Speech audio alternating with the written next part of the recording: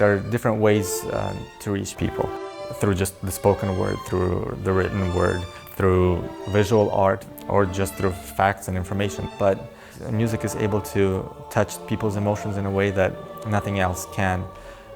And I think it can be used for good and used for evil purposes as well. My hope is that we can reach people in a good way. I know that a lot of people come up to us after the concert, or if we visit a church, they tell us that we've touched their soul, that we've touched their heart. Each song has its own story, and when we sing the songs for the people, it brings us together.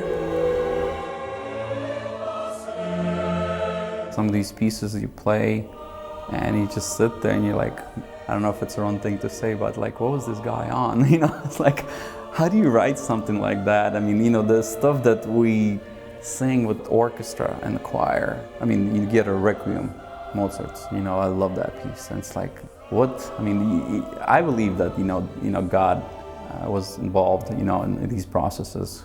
I mean, I'm sure that these people were like moved by Holy Spirit, and when you understand that, when you think about it like that, I mean, depending on, you know, how you think about stuff, but when I think about it and I understand that Holy Spirit was involved, it's like, it's crazy. And then you compare, you know, modern music, you turn on some top 40 and you're like, 2, 3, 4.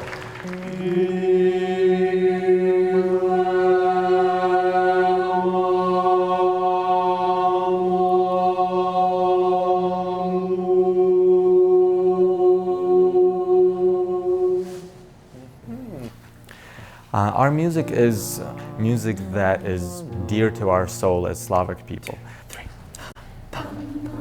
The Slavic community is unique here in Sacramento. There's a lot of us here, and a lot of diversity, and there's a lot of different cultures actually that come together. You know, we've had people in the choir from Moldova, Belarus, Uzbekistan, Russia, Ukraine.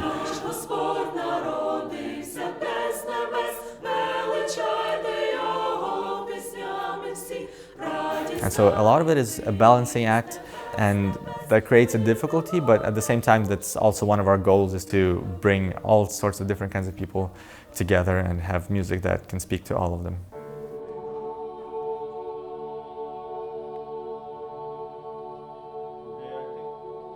You know, it's very common where you meet like a Slavic person, and like one of the first questions, it will be like, what church do you go to?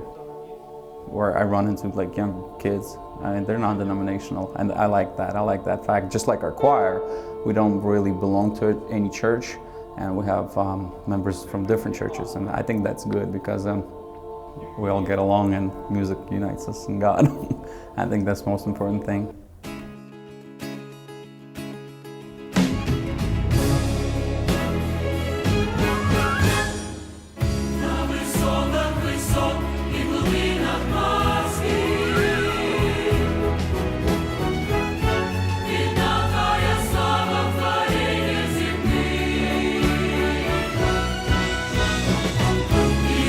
In the United States, I've heard it said that the most patriotic people are the first-generation immigrants, and maybe there's some truth to that, because we're able to compare a different country to the freedom we have here.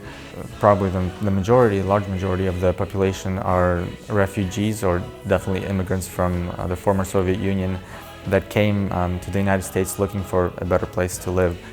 Many of the older generation have been in prison for their beliefs back in the Soviet Union.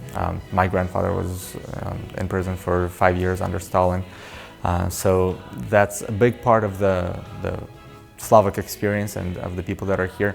And they came to this country knowing that there is religious freedom, the freedom to practice whichever religion you choose and have the faith and be able to proclaim it without being hindered or persecuted for it.